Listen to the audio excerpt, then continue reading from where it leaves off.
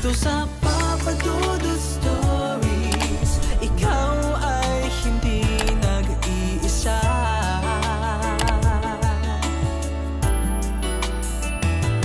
Dito sa Papa Dudut Stories, may nagmamahal sa'yo. Papa Dudut Stories. Papa Dudut Stories. Sa lahat po ng mga nakatutok ngayon, huwag pong kalimutan mag-like, mag-share at mag-subscribe. Maraming salamat po sa inyong lahat.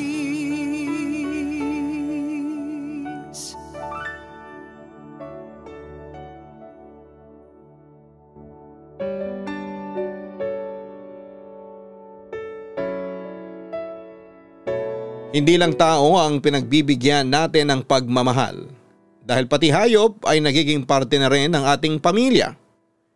Nasa atin na lamang kung paano natin ipaparamdam ang pagmamahal natin para sa kanila. Dear Papa Dudut, I'm Sam, 31 years old at nagtatrabaho bilang virtual assistant. Hindi kailanman naging priority sa akin ang romansa. Pero iba ang ibig sabihin ng pag-ibig. Hindi naman ibig sabihin na hindi ako kailanman nagkaroon ng relasyon, kasi naranasan ko rin naman ang umibig at masaktan noon.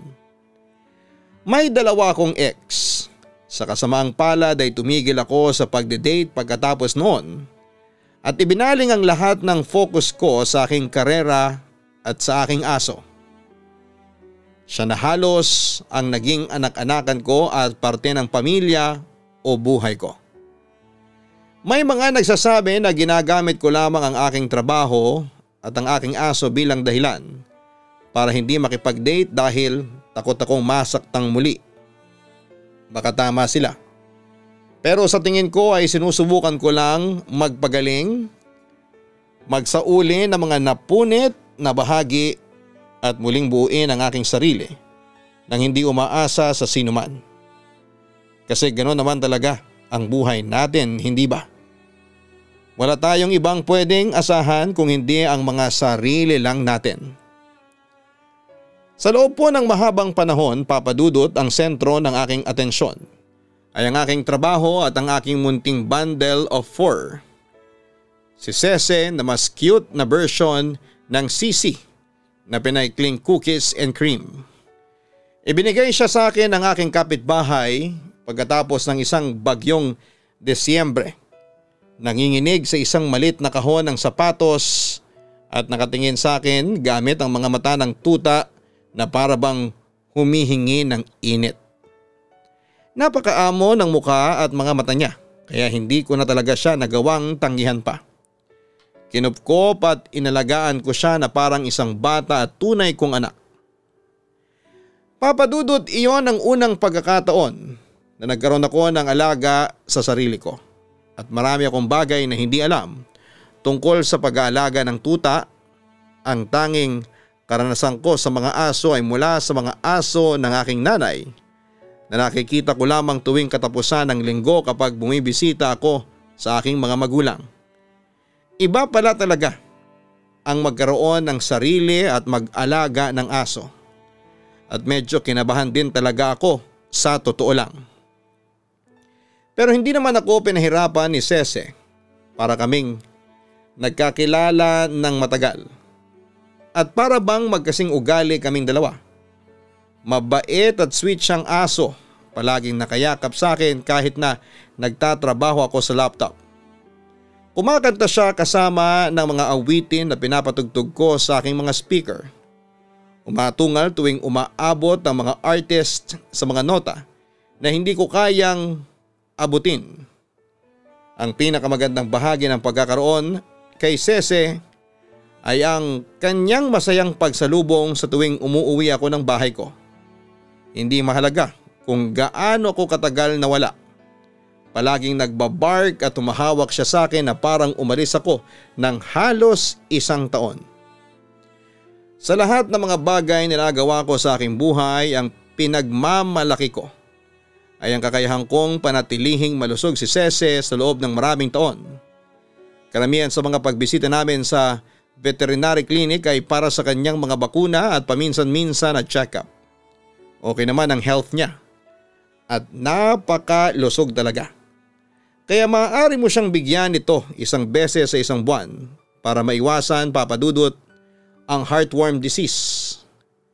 Sabi ng doktor habang niyayakap ang ulo ni Cece at iniaabot niya ang kanyang ilong sa kanyang palad. Ang kilos na yon ni Cece ay nagbibigay ng ngiti sa aking labi. Hindi siya malambing sa lahat ng tao at sobrang mapili. Pero sa veterinarian niya ay palagi siyang nagpapakita at nagpaparamdam ng lambing, lalo na kapag hinahawakan siya nito. Palaging sumasagot ng yakap si Cece sa kanya. Kinuha ko na si Cece sa kanyang mga bisig at nagpakita ng ngiti habang pinasasalamatan ang lahat doon sa klinik, lalo na ang doktor. Yon ang routine namin tuwing 6 na buwan dahil gusto ko na masiguradong healthy talaga si Cece palagi. 5 buwan bago siya magdaos ng ika-10 kaarawan. Biglang nagkaroon si Cece ng ubo, Papa Dudut. Dumating sa point na halos parang nahihirapan na itong huminga at tila hindi na talaga normal ang ubo niya. Dahil palaging malusog si Cece at maging ang mga aso ng aking mga magulang. Nag-alala talaga ako. Tinanong ko si nanay tungkol doon pero hindi rin siya sigurado. Nang banggitin niya ang tungkol sa heartworm, ito ang nag-udyok sa akin na dalhin si Cece sa veterinary clinic para sa pagpapacheck up. Nakilala ko ang malumanay na boses ng parehong doktor na palaging sumusuri kay Cece. Ngunit ang kanyang muka ay blurred sa akin dahil nakatutok ang aking mga mata kay Cece at sa bawat galaw niya. Sobra akong nag-aalala dahil baka kung anong seryosong sakit ang meron siya. Palagi ko naman siyang pinapavet at inaalagaan kaya hindi ko alam kung bakit at papaano nangyari na magkakasakit siya, Papa Dudut. Alam kong nandito ka para sa 4-way parasitic test. Pero isasuggest kong gumawa ng isa pang blood test para suriin ang kanyang puso, atay at mga bato. Mas malambing ang boses niya sa araw na yon at natatandaan kong natanaw ko ang kanyang kamay na tila gustong humawak sa aking siko. Ngunit umatras siya. Marahil ay akala niya ay magiging awkward ito para sa akin kaya hindi niya tinuloy. Okay lang ba sa iyo yun? Tanong niya. Baka sa boses niya ang pag-aalala. Siguro'y para kay Cece at sa akin bilang magulang ng aso ko. Magulo ang aking mga isip pero naisip ko naman na ayos lang yon. Tama ang binigay niya na option para sa akin. O sige, okay lang sa akin, sagot ko. Para lang makasigurado, dagdag ko pa. Sa buong check-up na yon ay nagdasal ako na walang kahit na anong seryosong sakit para sa kalusugan ni Cece. Pinahalagahan ko rin ang presensya ng veterinarian sa veterinary clinic dahil isa siya sa mga kaunti na nagpakita ng tunay na malasakit. Napakasinsero ng malasakit na pinaparamdam niya sa akin, Papa Dudut. Unfortunately, after 9 years pumunta si Cece sa Rainbow Bridge. Ipinakita ng pagsusuri na mahina na ang kanyang puso at sobrang tanda na niya para sa anumang uri ng operasyon. 2 araw pagkatapos naming makuha ang resulta ay pumanaw siya. Grabe ang iyak ko noon dahil pakiramdam ko naging isa akong pabayang magulang sa kanya. Pakiramdam ko ay naging irresponsable ako dahil dapat ay hindi niya naranasan ang sakit na naramdaman niya. Dapat mas naging maingat at maalaga ako sa kanya. Sinisik ko talaga ang sarili ko sa pagkawala ni Cece. Kahit 1 taon na ang nakakalipas mula sa araw na yon, nagpa siya akong huwag nang mag-alaga ng ibang hayop. Nahirapan kasi talaga akong makamove on sa pagkawala ni Cece. Hindi lang isang aso ang nawala sa akin, kung para na rin isang anak na may malaking bahagi ng buhay ko. May ilang mga kaibigan akong nagsabi sa akin na huwag isara ang aking puso. Pero paano ako makapagbibigay ng pagmamahal sa bagong alaga kung patuloy ko pa ring dinadamdam ang pagkawala ni Cece? Kahit na may bahagi ng sarili ko ang sabi na muling mag-alaga ng aso, Pinigilan ko dahil baka mawala lang ulit sila ng dahil sa akin. Kaya bilang kapalit, nagpa siya akong maging opisyal na tagapag-alaga ng mga alaga ng aking mga kaibigan. Lalo na kapag kailangan nilang dalhin ang mga ito sa veterinaryo. Kilala ko na ang mga mukha ng mga nurse at doktor sa puntong yon at alam nila ang dahilan kapag nasa veterinary clinic ako. Sinalubong nila ako ng pinakamaliwanag ng ngiti sa kanilang mga mukha hanggang makita nilang may dala akong ibang alaga sa aking mga bisig. Nasanay na silang nakikita ako na may dalang mga alaga na hindi naman talaga sa akin. Alam din kasi nila kung paano ako nahirapan at tanggapin nang mawala si Sese sa akin. Tulad ng dati, dinala ako sa isa sa mga silid ng pagsusuri kung saan kami maghihintay sa doktor. Sa mga nakaraang buwan ay madalas naming nakikita si Dr. Ichiro dahil siya ang available sa umaga. Nakakatawan na si Dr. Ichiro ay dati lamang isang pangalan at boses para sa akin. Kasi madalas na kapag dinadala ko si Sese sa kanya ay nasa aso ako. Ang buong atensyon ko at wala sa kanya. Pero nang mga panahon na yon, nakamasid na rin ako sa kung ano ang ginagawa ni Dr. Ichiro sa aso na dalawa. Ang mas nakakatawang bahagi, Papa Dudut, kung paano ko naisip na hindi akma ang kanyang muka sa kanyang boses. Handa na si Dr. Ichiro para sa iyo, sabi ng isa sa mga nurse na nagturo sa kanyang kaliwa kung saan ay nakita kong naglalakad si Dr. Ichiro patungo sa silid ng pagsusuri kung nasaan kami.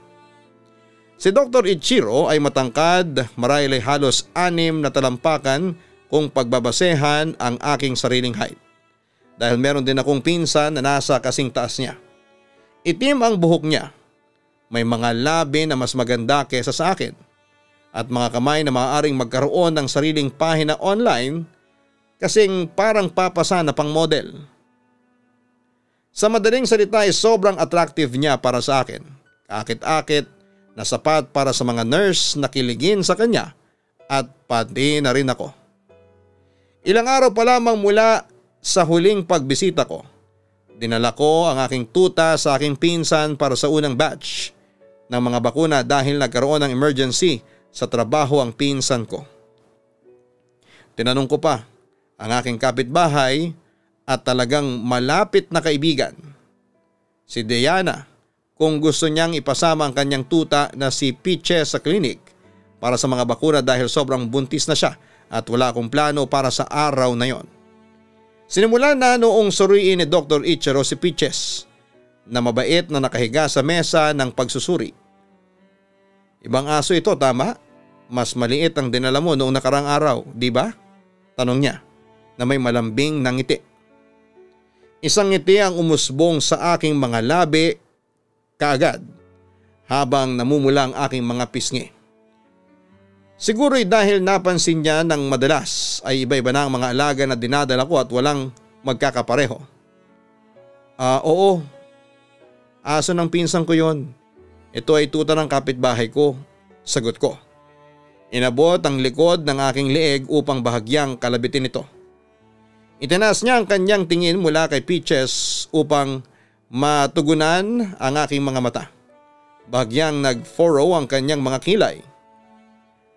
Paano ang iba pang mga alaga? Ang mga pusa na dinadala mo?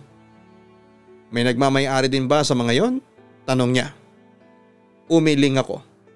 Pinanatili ko ang ngiti sa aking mga labi habang nakatingin sa kanya. Wala akong alaga sa kanila. Lahat sila ay mga alaga ng mga kaibigan ko. Isang pilit na tawa ang tumakas sa aking mga labi habang hinahaplos ko ang noo ni Peaches upang patahimikin siya. Wow, lahat ng mga yon? Kung okay lang tanungin bakit ikaw ang nagdadala sa kanila dito imbis na yung mga may-ari sa kanila? Pinuno niya ang syringe ng bakuna mula sa vial ngunit ang mga mata niya ay bagyang nakatuon sa akin na para bang hinihintay ang sagot ko. May dalawang sagot na madali kong maibigay sa kanya. Ang katotohanan, hindi ako handa na magkaroon ng bagong alaga pero nalulungkot ako at medyo nag-iisa. Kaya't sinubukan kong punan ang puwang sa pamamagitan ng pagiging tiyahin ng aso o ang uri ng katotohanan. Cute ang doktor, meron akong maliit na pagka-crush sa kanya at nagustuhan kong makita siya dahil nagbibigay ito sa akin ng isa pang dahilan para magising sa umaga. Pero syempre hindi ko pinili ang pangalawa kasi baka maasiwa siya sa akin. Sa totoo lang, parang patuloy pa rin ako nagdadalamhati para kay Sese simula ko. Gusto kong mag-alaga ulit ng aso o pusa pero parang hindi ko pa kaya. Parang may guilt pa ako na nararamdaman dito sa dibdib ko. Kaya naisip ko na mag-alaga na lang muna ng ibang hayop. Hiniling ko na sana ay hindi niya isipin na isa akong baliw. At ang mama ni Peaches ay buntis kaya naggalok ako ng tulong para makapagpahinga siya. Wika ko habang medyo umiiwas ng tingin sa kanya. Umiling si Dr. Ichiro. Isang banayad na kunot ang dumaan sa kanyang mga labi habang hawak niya si Peaches at inineksyon siya ng bakuna. Naiintindihan kita. Kamakailan lang ay nawalan din ako ng alaga at parang sariwa pa yung pain para sa akin. May lungkot sa kanyang tinig habang nagsasalita noon. Ramdam ko na hindi pa rin niya tanggap ang pagkawala ng alagang sinasabi niya. Ang kalungkutan o pagluluksa ay hindi agad nawawala. Pero hindi natin pwedeng isara ang ating mga puso sa pagmamahal para sa mga bagong alaga. Papadudot habang tinitingnan ako ni Dr. Ichiro. Naalala ko sa kanya kung paano ako titigan ni Sese na may malaking ngiti. Nahirapan ako noong pigilin ng aking sarili na kalabitin ang kanyang mga pisngi at pisilin ang mga ito. Okay na si Peaches, pero dala mo ba ang baby book niya? Tanong niya habang hawak ko na ang booklet sa aking kamay at handa nang ibigay ito sa kanya. Napangiti sa kanya ng kaunti. Laging handa. Ngumiti siya at nilagyan ang kanyang baby book. Ayan, ibinigay niya ito. Pabalik sa akin at ngumiti ng mas maliwanag ang mukha niya. Sa totoo lang ay napakagwapo niya na tila ba matutunaw ako sa kinakatayuan ko dahil sa mga titig niya. Kaya naman kinarga ko na si Peaches at handa nang umalis sa klinika nang marinig ko ang kanyang boses na kumikilos sa aking tenga. Kailan ka magdadala ng ibang alaga dito? Napangiti ako kasunod ang pagbaling sa kanya. Naguguluhan at hindi sigurado kung narinig ko siya ng tama. Ano yon? Tanong ko para makasigurado na tama ang narinig ko. Ang sabi ko, I'll see you next time, Sam. Binigyan niya ako ng isang ngiti bago siya umiwas at naglakad pabalik sa kanyang opisina. Sa buong daan pa uwi ay hinayaan kong maluto ang aking isipan sa mga dilulo-induced na kaisipan. Hindi araw-araw na may cute na doktor na umingiti sa akin at nagsasabi ng mga bagay na tila galing sa K-drama at webcomics. Papadudod si Dr. Ichiro ang tanging pinagmumula ng kilig ko noon na hindi katang-isip at pinapasaya ako sa bawat segundo dahil 5 taon na rin akong single noon.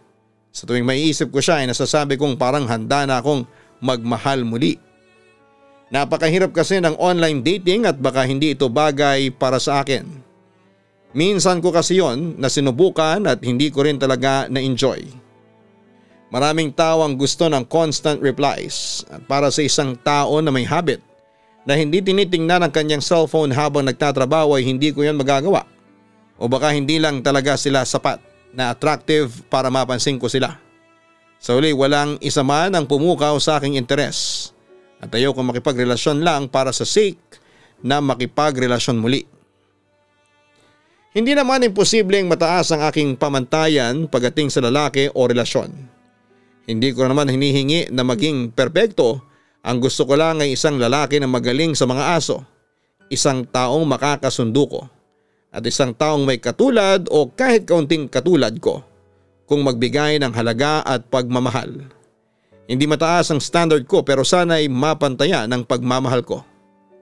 Pero tulad ng karamihan sa mga Filipina, pinipilit na ako ng mga magulang ko na makahanap ng boyfriend dahil malapit na akong mag 28 years old. May pagkakataon din noon na sinisisi nila ako ang pag-aalaga ko kay Sese dahil pakiramdam nila ay pinahinto ko ang aking buhay para alagaan ng isang aso. Nakakabaliw marinig ang mga bagay na yon mula sa kanila, lalo't meron din silang mga aso. Habang nakikipagtalo ako sa aking ina tungkol sa aking di umano'y walang pag-ibig na buhay, doon ko naisip na tama si Dr. Ichiro. Ang pagpanaw ni Sese ay hindi dapat hadlang para hindi ko maipakita ang pagmamahal sa isang bagong alaga. Isang inosenteng kaluluwa ang nangangailangan at nararapat na alagaan. Bibili ako ng bagong aso sa lalong madaling panahon. Sinabi ko sa aking nanay sa cellphone bago tapusin ang tawag at lumabas ng bahay. Isa na namang katapusan ng linggo ng pagiging pet sitter at kailangan ako ni Jazz na dalhin ang kanyang pusa para sa anti-rabies shot dahil meron siyang event sa trabaho. Luckily dumating kami sa klinika ng maaga kaya kakaunti lang ang ibang tao roon. Magandang umaga. Bati ni Dr. Ichiro na may ngiting kasing liwanag ng araw. Pumirma siya sa isang form bago lumapit sa amin. Bagong alaga? Tumawa siya ng maliwanag. Tumango ako.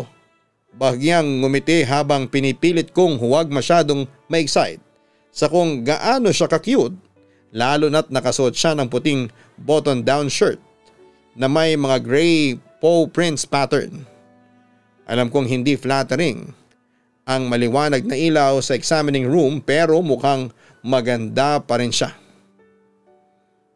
Unti-unti na ako nasasanay na makita ka dito sa clinic tuwing weekend, mahinahon niyang sabi.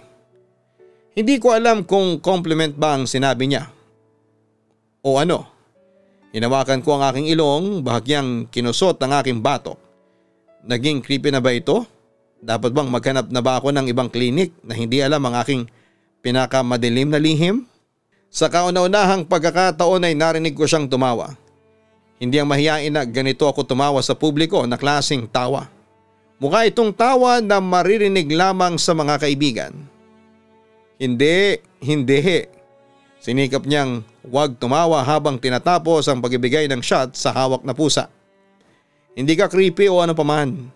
Huminto siya bigla sa pagsasalita. Hindi ko alam kung anong nagpahinto sa kanya saglit na para bang pinindot ang pause sa isang kanta kapag alam mong malapit nang sumigaw ang singer. Sa totoo lang, sa tingin ko ako ang creepy. Kinarga ko si Panji bago siya tiningnan na may naguguluhang kilay. Anong ibig mong sabihin? Napahawak siya sa batok niya. Okay lang bang magtanong kung gusto mong mag-lunch muna bago ka umuwi? Tanong niya. Parang huminto ang lahat. Hindi sa dramatikong paraan na pinapakita ng mga pelikula, kundi para bang nag-buffer ang aking utak dahil hindi nito maproseso ang tanong na binitawan ng kausap ko. Isang bahagi sa akin ang talagang nag-isip na baka dilulo lang ang naisip ko na nagkatotoo.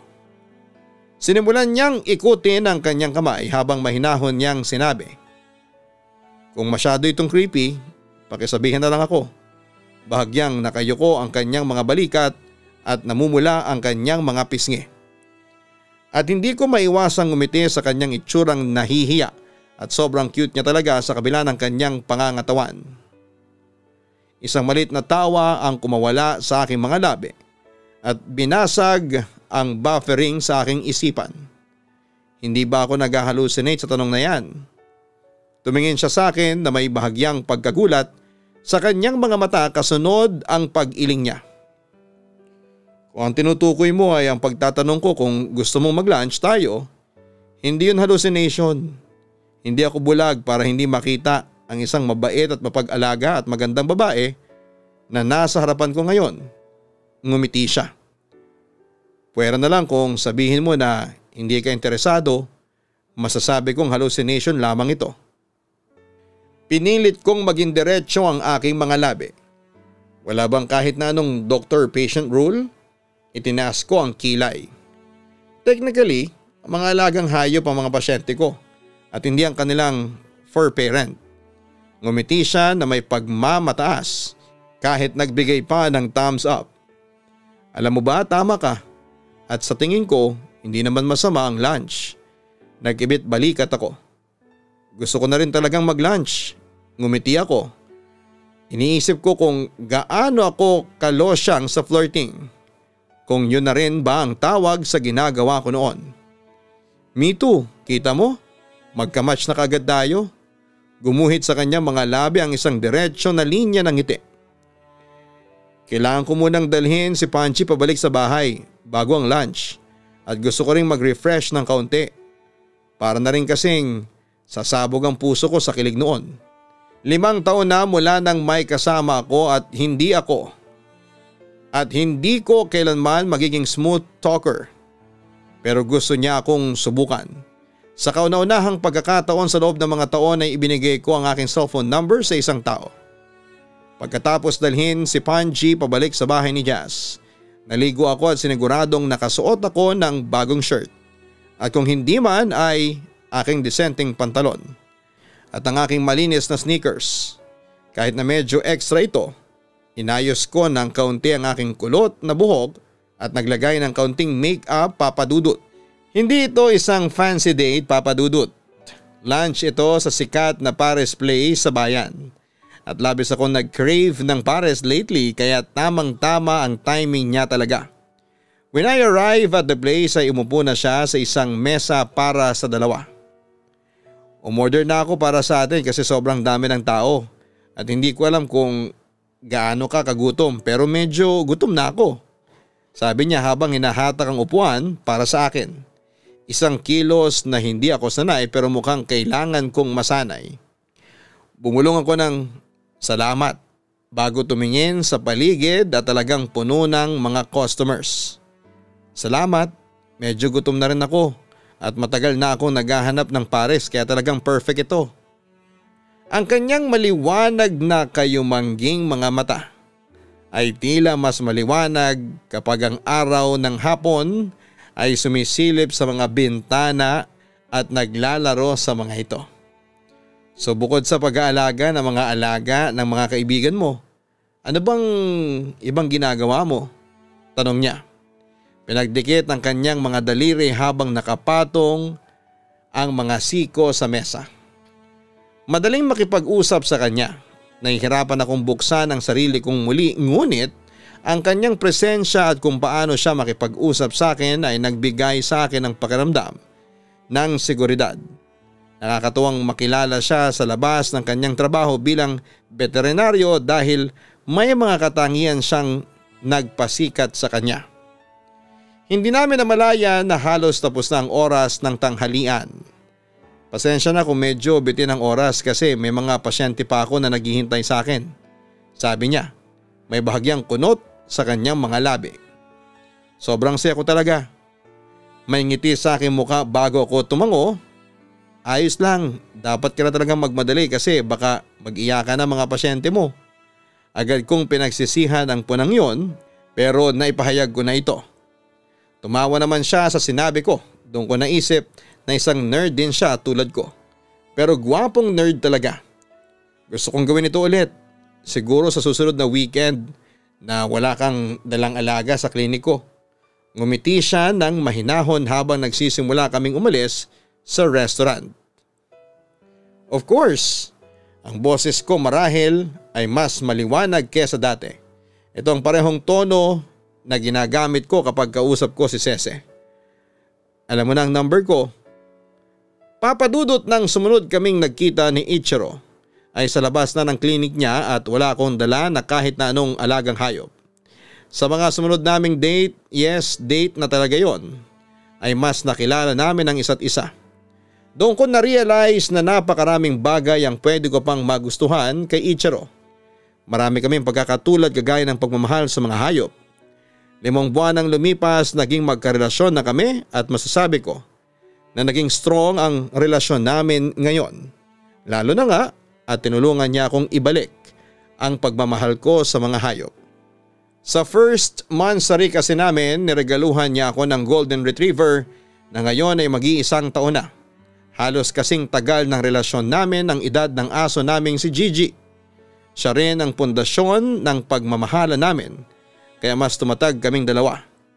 Doon kasi namin tinanggap na kailanman ay hindi na namin muli pang makakasama ang mga dati naming alaga.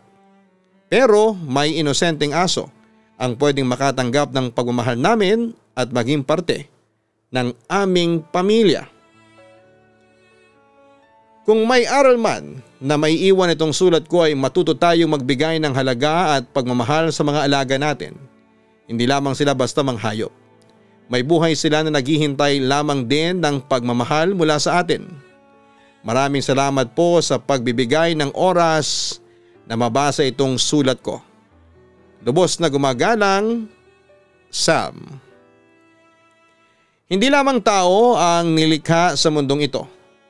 May mga hayop din na deserve ng pag-aalaga, kalinga at pagmamahal mula sa atin. Kagaya ng nabanggit ng ating letter sender na si Sam, ang pag-aalaga ng hayop ay isang malaking responsibilidad. Kaya sana'y matuto tayo na magbigay ng respeto at pagmamahal sa kanila. Dahil hindi lahat ng hayop at maswerteng nakakakita at nakakakilala ng mapagmahal na fur parent. Para po sa mga nakakatakot na kwento, hanapin po ang Kaistorya YouTube channel. Ang link po niyan ay matatagpuan sa homepage ng channel na ito. So hanapin nyo lang po yung Papa Dudut at within the suggestions ay makikita nyo po ang Kaistorya YouTube channel para sa mga horror stories. Ganon din ang Gianna Vlogs, ang aming pong personal family vlogs na may weekly upload. Muli maraming salamat po sa inyong pagsuporta at pagsusubscribe. Abangan po ninyo ang Papa Dudut Clothing na kung saan ay makakabili po kayo ng mga limited t-shirts na dito nyo po mabibili sa aming YouTube channel. At ang mga link po niyan ay ipopost namin sa mga susunod na panahon. Sana po ay magustuhan po ninyo ang aming launching design na limited lamang po ang aming ipagagawa para po yan sa mga loyal listeners po namin. Maraming salamat po sa inyong lahat.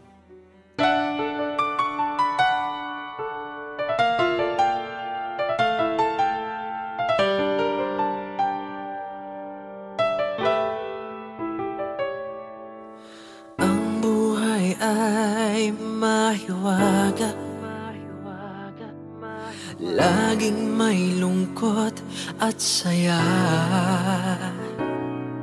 sa Papa Dudut Stories. Laging may karamay ka.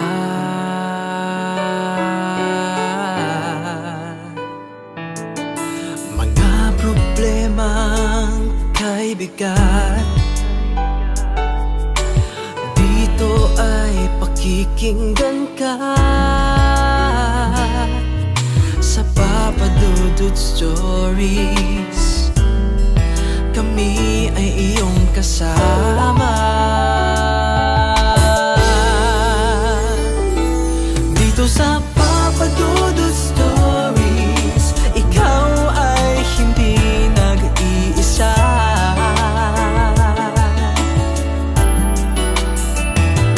Dito sa Papa Dudut Stories, may nagmamahal sa'yo. Papa Dudut Stories, Papa Dudut Stories,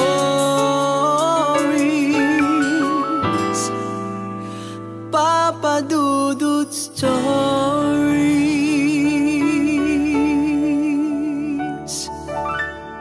Hello mga ka-online, ako po ang inyong si Papa Dudut. Huwag kalimutan na mag-like, mag-share at mag-subscribe. Pindutin ang notification bell para mas maraming video ang mapanood ninyo. Maraming salamat po sa inyong walang sawang pagtitiwala.